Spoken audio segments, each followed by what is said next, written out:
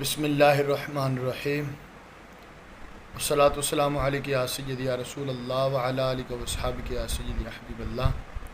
ایک خوبصورت حدیث پاک ریاکاری سے بچنے کے لیے سرکار مدینہ صلی اللہ علیہ وسلم نے ارشاد فرمایا، قیامت کا دن ہوگا، رب ذوالجلال ایک قاری کو بلائے گا اور پوچھے گا، بتا تو نے جو قرآن لوگوں کو سکھایا پڑھایا وہ تو نے کس کے لیے سب کچھ کیا؟ تو وہ انسان کہے گا، یا رب العالمین میں نے تو تیری رضا کے لیے سب کچھ کیا، سارے معاملات تیری رضا کے لیے کیے۔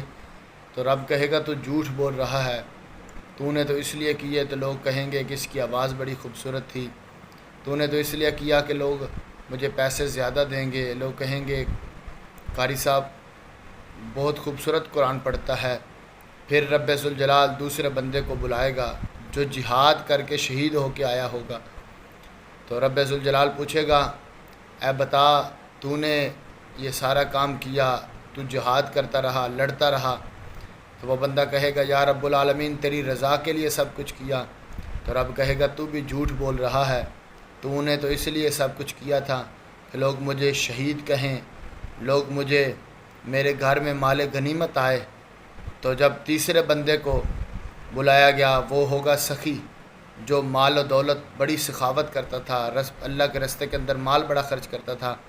تو رب کہے گا، تو یہ سارا کام کیوں کرتا رہا؟ تو وہ کہتا ہے، یا رب العالمین میں تیری سارا کام تیری رضا کے لیے کرتا رہا، مال تیرے راستے کے اندر اس لیے خرچ کیا تو راضی ہو جائے۔ تو رب کہے گا، تو بھی ریاکاری کے لیے کرتا رہا، تو اس لیے کرتا تھا کہ لوگ مجھے سخی کہیں، لوگ مجھے دولت والا کہیں۔